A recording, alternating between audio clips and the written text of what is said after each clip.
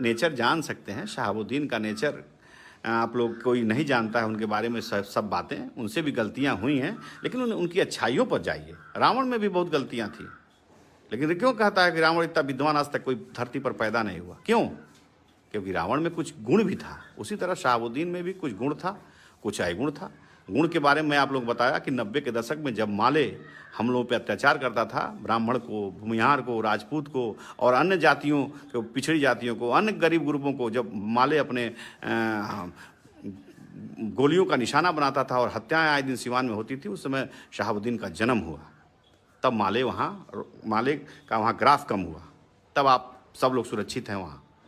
और मैं जानता हूँ शहाबुद्दीन साहब मेरे साथ रहे हुए हैं ना, मैं जानता हूँ। गीता हमको उतना नहीं, गीता का पूरा कंठस्थ याद है, उसको गीता का ज्ञान था, रामायण पूरे पढ़ते थे। उनके अंदर कोई हिंदू मुसलमान वाली भावना नहीं थी, ना बात था। खैर, अपने आप लोग नहीं जानते हो, आप लोग 20, 25, 30 साल के हो, 30 साल के हो ना, ऐसे इतने ही हो गए, 20, 25 साल के हो लड़के। आप लोगों को जो बताया गया वही जान रहे हो। लेकिन कोई अगर बुजुर्ग हो तो उससे पूछवाओ कि सिवान में क्या हालात थे 90 के दशक में। खैर छोड़ो, वो चले गए। मैं अल्लाह से यही प्रार्थना करता हूँ, भगवान से यही प्रार्थना करता हूँ कि उनको शांति, आत्मा की शांति मिले और जन्नत में जगह मिले। और मैं कुछ नहीं कह सकता,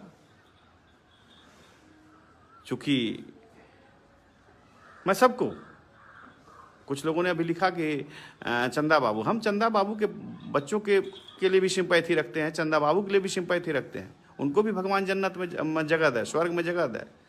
लेकिन परिस्थितियां क्या बनी, किस परिस्थिति में कौन किसकी हत्या किया, कौन किसकी हत्या नहीं किया, ये भी तो जांच का विषय है। शहाबुद्दीन को सजा हुआ, अपनी सजा भुगत रहे थे। अभी से सजा हम आप देने वाले कौन है? सजा देने वाला भगवान है।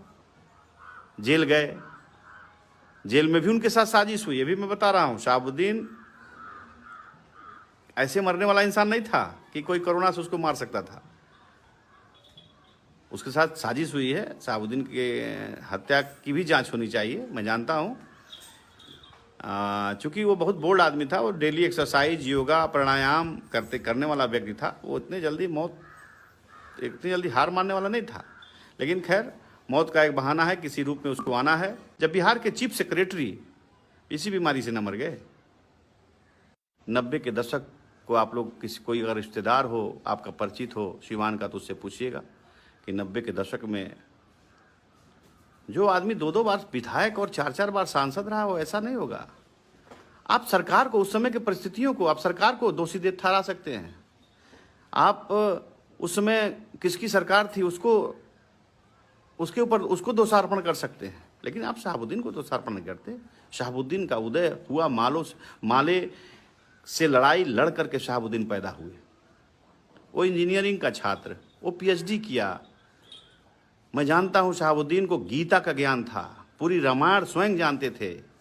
मेरे साथ उन्होंने जेल काटा है।